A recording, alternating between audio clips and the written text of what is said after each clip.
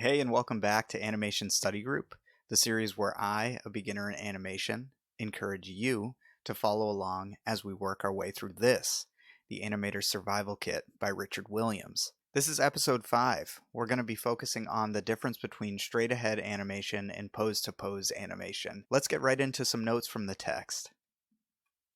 The book gets in depth about the role of an in-betweener in the context of an animation studio. There was a lot of great content in there, but one note that would apply to anyone who's doing in-betweens, whether they're working alone or with others, is that shape and volume are more important than line quality when it comes to in-betweens. The examples that the book laid out involved some keyframes with some distinct shapes. In those examples, the keyframe animators and the in-betweeners were separate people. The in-betweeners would come in and try to replicate the line quality of the keyframes without focusing on keeping shapes consistent. So the animation would have an unplanned wobbling effect as you played it from start to end. Another thing that the last section of the book really got into are keys. On a chart, your keyframes are going to be circled. The keys are the storytelling drawings. They show what's happening in the shot. Say, for example, you have a storyline where a person leaves their house and goes to a store. You might have a keyframe where the person is leaving the house. You might have a keyframe where the person is actually walking to the store, and you might have a keyframe where the person is entering the store. Those 3 frames tell your story, but there's a lot of other frames in between. Before animating, it's important to establish clear keyframes and test those drawings. And the book also noted that some animators refer to all extremes as keys. But clear separation from your storytelling drawings and your extreme poses helps with communication, especially while you're working with others. Like the phrase, not all rectangles are squares, not all extreme poses are keyframes, but all keyframes are likely going to be extremes. If we take the previous example where the person leaves their house, walks to the store, and enters the store, the animation of the person leaving the house will have extremes like the door is open and the door is closed. Those won't be keyframes necessarily, but they will be extremes. The section of the animation where the person is walking down the street, the frames where the character's feet are making contact to the ground. In this video, we will only be utilizing 2 extreme poses, which will also be keys, but moving forward, we'll have extremes that aren't necessarily keys, and I will start to circle the keys in the chart so that it's clear and easy to follow. The book also outlines 3 ways to animate. The first is straight ahead. You start on frame 1 and you go. You don't necessarily use keyframes or lay out your chart before you start. You just go frame to frame from point A until you get to your desired point B. The second way to animate is pose to pose. With pose to pose animation, you're going to start with your most important drawings and you're going to work your way down to the smallest denomination of drawing in your animation. You'll start with your keys and then your extremes and breakdowns and do your in-betweening. The book also outlines how you might use a combination of both approaches. You'd start with your sketches, then your keyframes, then you'd take a straight ahead run over the top of your framework, one piece at a time. So if we go back to that idea of the person walking to the store, you would take your keyframes, you'd have your framework of your animation, but you'd take a straight ahead approach to animating the legs, and then you would take a straight ahead approach to animating one of the arms, and then another arm, and then the head. So each component of your character or your scene would be animated straight ahead within the framework of a pose-to-pose approach. That way you can organize your animation, but also include some spontaneity from the straight-ahead approach. For pros and cons and commentary on each technique, I recommend that you pick up your own copy of the Animator Survival Kit.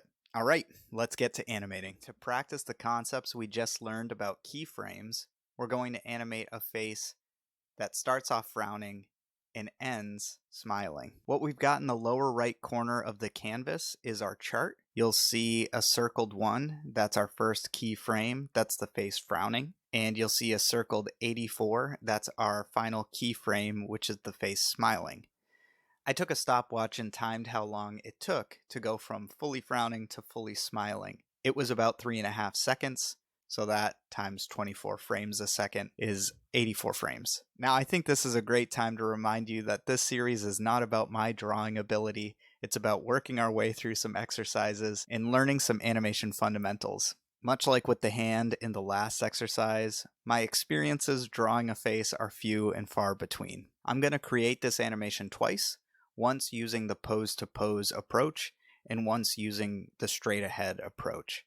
So what you see on the screen are some of the first preparations for the pose-to-pose approach. We've got our chart, we've got our first keyframe, we've got our in-between or our passing pose, and we've got our second keyframe, which is the face fully smiling. I had a lot of trouble not making this look incredibly sinister, but I'm just going to roll with it. For the pose-to-pose approach, I'm going to break that chart up into smaller and smaller pieces as I go and work through the in-betweening process. Then I'm going to take a run from the first keyframe to frame 84 and do that entirely straight ahead.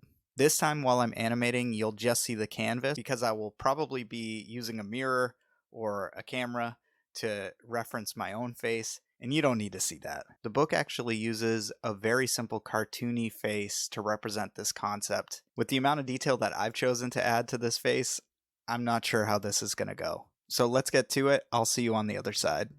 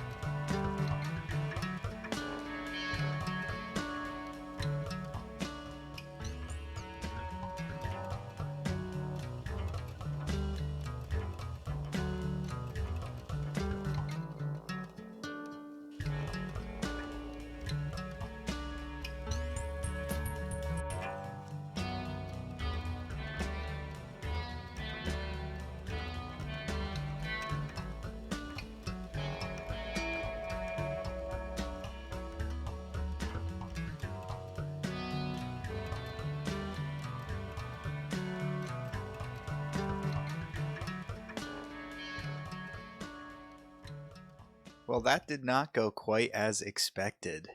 That was almost 3 hours of drawing a face over and over and over again. Let's go over what went wrong and what I learned from this experience. First of all, I timed out the motion that I intended to animate. I ended up with 3.5 seconds, about 84 frames total. When I started drawing, I decided I'd cut that down. I'd animate it on 4s, so duplicate each frame 4 times. And I'd end up with 21 individual drawings, which didn't sound too challenging. I played that back and it looked like a slideshow. I didn't know what animating on 4s was going to look like, and it just didn't work for this. So I ended up shrinking it down to 42 frames total, so half the duration I planned on, and I reframed it on 2s. So I'm lucky that this is just an exercise, because if I had to make the original planned timing work for anyone other than myself, I would have had to double the amount of drawings that I did to make the motion look passable. The second thing I learned was the sheer amount of drawing was really fatiguing on my wrist. I tried to stay active and draw the whole time I was recording because I knew the longer it went, the crazier it would look when I sped it up and tried to put it in this video. My takeaway is take more breaks and stretch the wrist out. All that being said, I originally intended to use this video to show the difference between pose-to-pose animation and straight-ahead animation. I'm going to make this one a two-parter.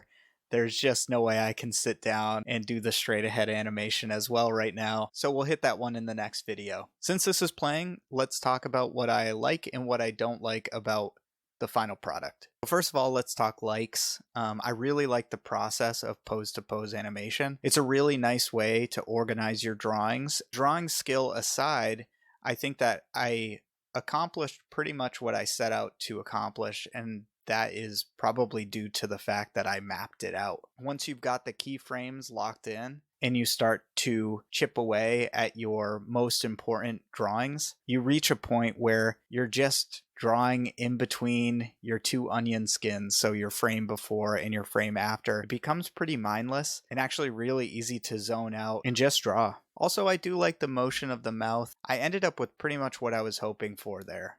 As far as things I don't like, first, I could use a lot of work drawing faces. Second, I'm all over the place with the eyes. They change shape, they get bigger and smaller. It just isn't consistent, and I don't think they even look that good in the keyframes. So I think if I had a better starting point, I would have better in-betweens. But you've got to practice to get better. Third, and this is kind of a practicality thing, looking back, I realized that there are parts of the face that shouldn't change. The hair and the chin really don't change that much in the frown to smile motion. I could have saved myself a lot of time and effort if I just copied and pasted that on each frame. Also, I would have saved myself a lot of time and effort if I simplified the shapes on the face.